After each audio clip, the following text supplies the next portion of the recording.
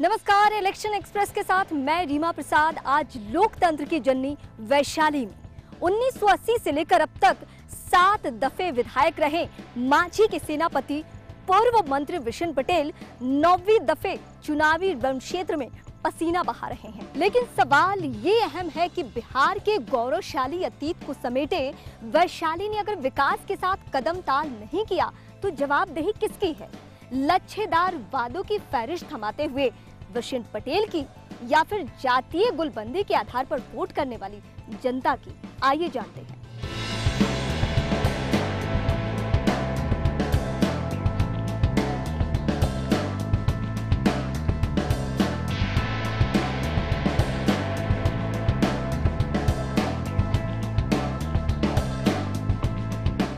बिहार की सियासत की सरगर्मी से वाकिफ, राजनीति का रुख तय करने वाले, यूं कहें तो बिहार में जो भी हलचल होता है विशन पटेल की उस हर नब्ज पे हाथ रहता है। मांझी को मांझी बनाने में एक अहम योगदान वो विशन पटेल जो लालू के साथ भी रहे, नीतीश के साथ भी रहे और अब मांझी के साथ कदम ताल कर रहे हैं। बड़ा सवाल यही है कि चुनावी रण क्षेत्र में जब वो उतरे हैं तो किस पार्टी के सिलेबस को पढ़ के इम्तिहान पास करने वाले हैं? किस पार्टी का सिलेबस है अभी इसमें? हम लोग तो हिंदुस्तानी अवाम मोर्चा में हैं और एनडीए के पार्ट हैं। और एनडीए के पार्ट में आने वाला जो कल है वो आदरणीय नरेंद्र मोदी जी का है और बिहार की जनता पटेल साहब कहते हैं कि हम मर जाएंगे लेकिन बीजेपी के पास नहीं जाएंगे। आप पटेल साहब बीजेपी के साथ ये किसने का आपको कह दिया? 17 साल तो हम लोग नीतीश कुमार के साथ बीजेपी के ही साथ रहे और आज भी हमसे जो लोग प्रश्न पूछ रहे हैं नीतीश कुमार से पूछिए कि आप कहाँ हैं। पटेल साहब कल भी एनडीए में थे, आज भी एनडीए में हैं और जो लोग एनडीए छोड़ के बड़े भाई छोटे भाई हो गए वो वहाँ जाएं। आपने कहा कि आप आज भी एनडीए के साथ हैं, लेकिन जब गठबंधन टूटा और एनडीए से इतना ही लगाव था तो आपको तो उसी टाइम बीजेपी के पास चले जाना चाहिए था। फिर आपने इतना इंतजार क्यों? सवाल है कि हम लोग बीजेपी के मेंबर नहीं हैं, हम लोग तो जेडीयू में थे और जेडीयू में एक सिचुएशन हुआ कि श्री मांझी जी को नीतीश कुमार जी ने मुख्यमंत्री बनाया। तो मांझी जी तो आवेदन देने नहीं गए थे मुख्यमंत्री को कि हमको आप मुख्यमंत्री उस वक्त तो नीतीश जी ने राय मशविरा तो किया होगा आपसे। विशन पटेल ने क्यों नहीं कहा उस वक्त? सॉरी, ये बात हम लोगों ने मना किया था कि आप इस्तीफा मत कीजिए। नीतीश कुमार किसी की सुनते नहीं हैं। आप यहाँ से 9वीं दफा चुनावी मैदान में हैं, 7 बार आप जीत चुके हैं, 1 बार आप हारे हैं, लेकिन ये इलाका आज भी वैसा ही है, तो जिम्मेदार कौन है?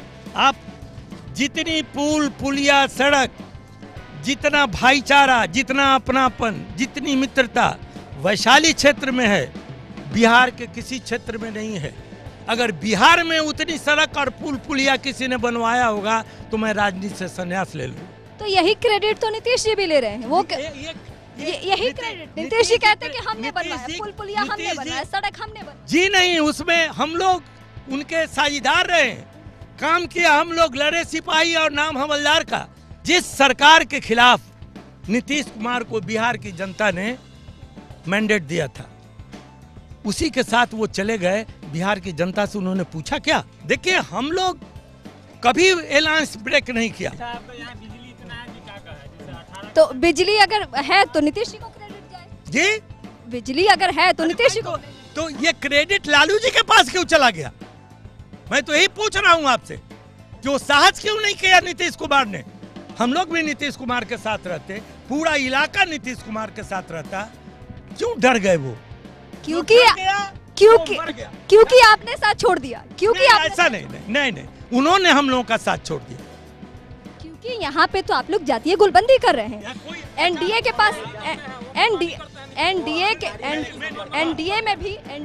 एनडीए भी वही साधने की कोशिश कर रही है। मैं एक बात समझ लीजिए, आप जिस गांव में खड़ी हैं, एक मिनट, नहीं, एक मिनट, ये जो गांव में खड़ी हैं यहाँ दलित भी उतने ही हैं, मुस्लिम भी उतने ही हैं, यादव भी उतने ही हैं, कुर्मी भी उतना ही है, कोई जात नहीं है जिसका यहाँ पर आप अगर जात पूछना है तो यहाँ पूछ लीजिए, तब आपको नजर आपकी साफ हो जाएगी कि हम कुर्मी की बात नहीं कर रहे हैं, हम समाज की बात कर रहे हैं। और समाज एनडीए को मानता है। इस बार 77 की आंधी है, दिल्ली में भी मोदी, बिहार में भी मोदी, मोदी मोदी मोदी। आप कह रहे हैं मोदी मोदी, लेकिन जो यहाँ के माहौल बने हैं, सामने जो आपके कैंडिडेट हैं वो कह रहे हैं कि 30,000 से अगर उनको नहीं हरा दिया तो इस्तीफा दे दो। सवाल है कि हार जाएंगे तो इस्तीफा किस चीज से देंगे। इसलिए वो कहने दीजिए ना, दिल बहलाने को गालिब ख्याल अच्छा है, उनको बोलने दीजिए। वो जितना से बोल रहे हैं ना, उससे ज्यादा वोट से ही हारेंगे। चलिए, तो ये शेरो शायरी के जरिए यहाँ की सियासत को हमेशा से साधते रहे हैं, लेकिन कुछ ऐसे भी जगह हैं जहां विकास की किरण नहीं पहुंची है। इस बात से इनकार नहीं किया जा सकता। हालांकि चुनाव परिणाम क्या होगा, इस पे हमारी भी नजर और आपकी भी नजर।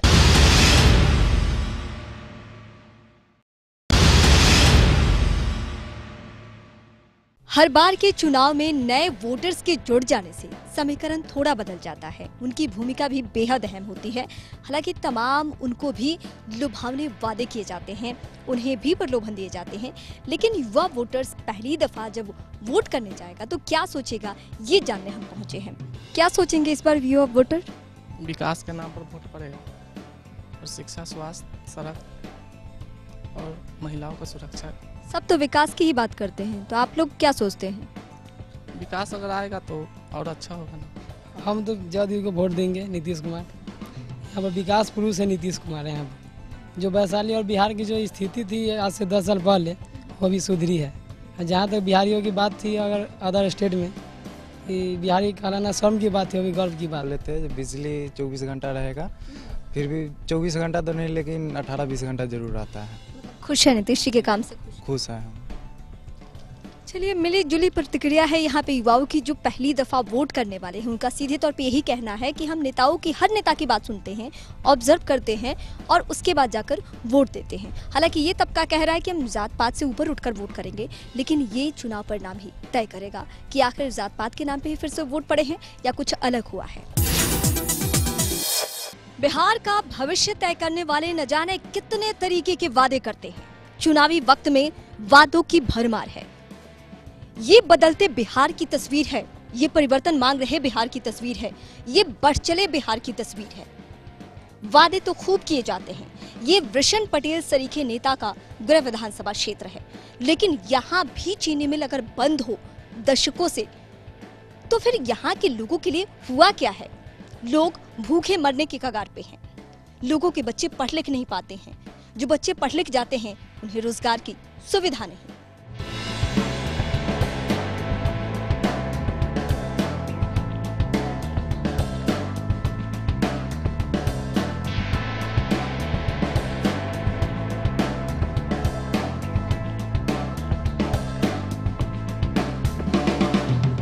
सत्ताईस करोड़ 25 लाख में इस फैक्ट्री का बैंक वाला कीमत लगाया। बहुत पार्टी आया, गज फीता से यहाँ से वहाँ नापा, समझे, लेकिन वहाँ से 1 करोड़ कमीशन है। 1 करोड़ जब हम आपको कमीशनें देंगे तो फैक्ट्री में हम लागत क्या लगाएंगे? इसलिए तो बिहार में इस तरीके से चुनाव होता है। हालांकि जो लोग हैं वो एक दूसरे के साथ रहते हैं, लेकिन पार्टियां आती है, जातियों के जंजाल में इन्हें बुन लेती है, उसमें जकड़ लेती है और ऐसे करके वोटों की गुलबंदी हो जाती है। और यही वजह है कि विकास कार्य किसी भी जगह का, किसी भी इलाके का नहीं होता है। सिर्फ और सिर्फ चुनावी वादे किए जाते हैं, चुनावी नारे लगते हैं।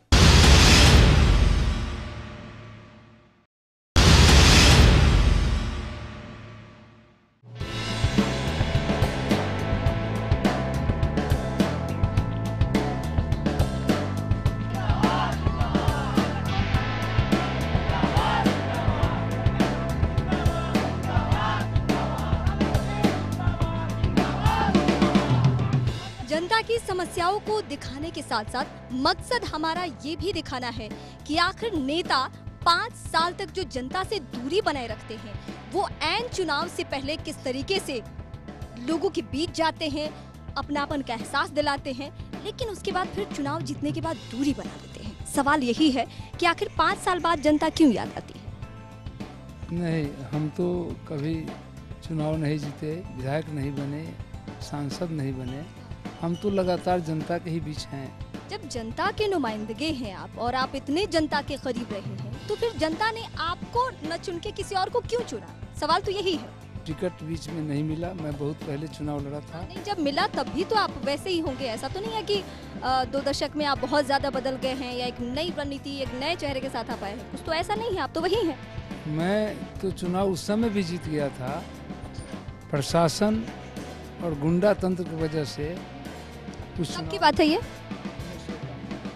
किसकी गवर्नमेंट थी? गवर्नमेंट चाहे जिसकी हो, किसकी थी? आप ही बताइए ना, आप ही के मुँह से। सरकार जिसकी हो, लेकिन उस समय का जो आप जिसके बारे में बता रहे हैं नेताजी 1991 में, वो 1991 वाले आप ही के साथ हैं। तो आप किन मुद्दों के साथ जा रहे हैं मैदान? उस समय हमारी सरकार शुरू बनी थी और उस समय एकाएक तो प्रशासन को नहीं बदला जा सकता था। सारा जो सिस्टम है, स्ट्रक्चर है, उसको एक दिन में रातों रात तो कोई बदलेगा नहीं। क्या मुद्दे उठाएंगे यहाँ का? यहाँ तो अनेक मुद्दे हैं। जैसे? आज तक हमारे विधानसभा क्षेत्र में एक भी अंगीभूत महाविद्यालय नहीं है।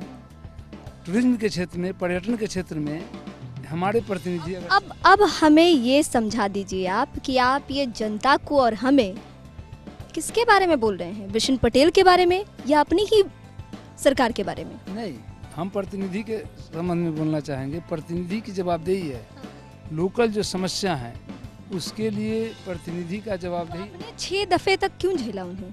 आपको तो बीच में ही जेडीयू से उनका टिकट काट के किसी और को खड़ा करना चाहिए था वैशाली से। हमारे हाथ में कोई थोड़े होता है, तो नेतृत्व का मामला है। नेतृत्व के ही बारे में मैं सवाल कर रही हूँ आपसे मैं जेडीयू नेतृत्व के बारे में सवाल कर रही हूँ, ना कि सिर्फ आपकी पर्सनालिटी को लेकर। ये जेडीयू के नेतृत्व की बात नेतृत्व समझे, हम अपनी बात कहेंगे, जनता की बात कहेंगे।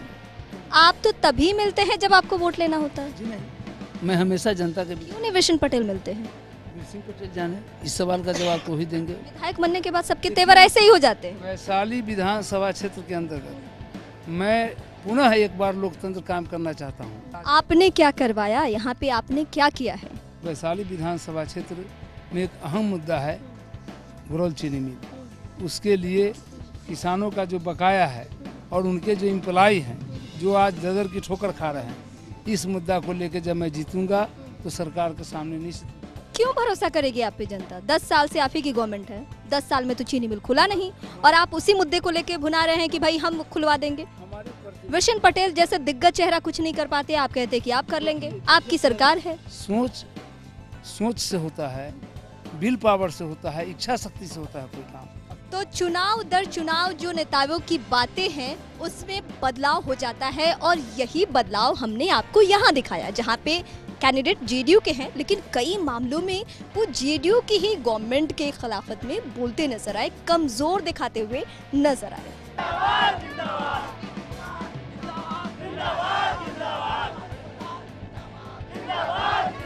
क्या समस्या है यहाँ पे? आप लोगों को क्या समस्या लगता है? क्या है, किसी को घर नहीं है, किसी को खाने में नहीं है, हकमाजन है से मैंने मर रहे हैं, यही सो है और क्या है। हम लोग अभी तक नहीं घर मिला है, ना एक कल भी नहीं मिला है। कल ना है, पैखाना ना है, बहुत दिक्कत है मनसा के।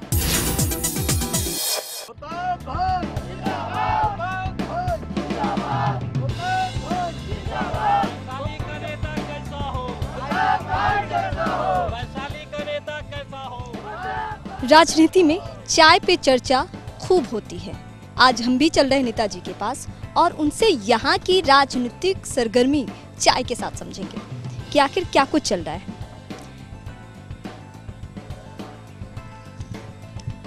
क्या ऐसा मुद्दा है जिसके तहत आप चुनावी मैदान में लड़ रहे हैं?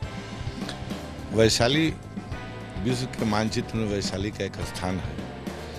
वैशाली में जो विकास होना चाहिए वो विकास अभी तक नहीं हुआ है। जो भी राजनीतिक दल, जो भी प्रत्याशी यहाँ से चुनाव जीत के जाते हैं, वैशाली को जीतने के बाद अंगूठा दिखाते हैं।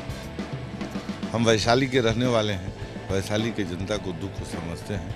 हमको लगा कि ना कोई इनकलाब होना चाहिए उन वैसे नेताओं के खिलाफ। आप जब आरजेडी में थे तो आरजेडी ने आप पे क्यों भरोसा नहीं किया? उसने आरजेडी ने क्यों नहीं उतारा? आरजेडी तो कहती है एमवाई समीकरण के तहत कि हम मुस्लिमों के रहनुमा है। फिर एक्चुअली हुआ कि ये जो अभी का गठबंधन इन लोगों का हुआ, महागठबंधन, उस गठबंधन में आरजेडी के कोटा में ये सीट नहीं आ रहा था। तो आपको इतना वक्त क्यों लगा?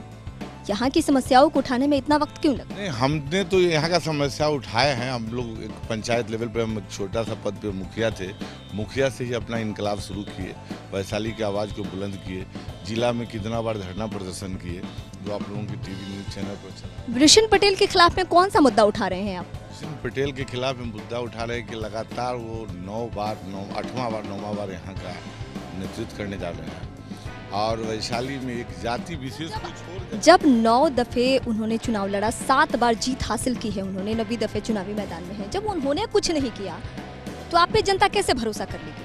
भरोसा करेगी इसलिए कि आखिर उनका विरोध करने वाला कोई नहीं था। वो एक हुआ कि अनहरा गांव में कन्हरा राजा का जो परंपरा था वही था, वो अकेले यहाँ का नेतृत्व करते थे। कुछ आप ही के तबके के लोग हैं, उनसे जानते हैं दादा यहाँ पे क्या क्या विकास हुआ है और क्या नहीं हुआ है?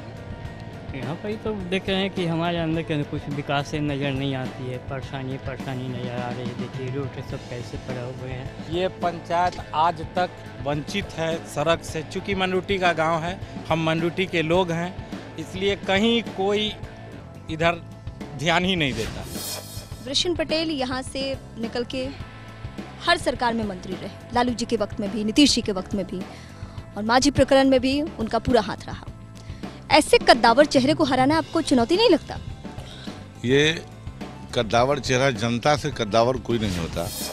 चलिए, तो ये यहाँ की बातें हैं। हालांकि जनता क्या करे, जागरूक हो चुकी है तो दिखता क्यों नहीं है? क्योंकि कहीं ना कहीं जनता की जागरूकता जो है वो नहीं होने की वजह से ही विकास नहीं हो पाता है।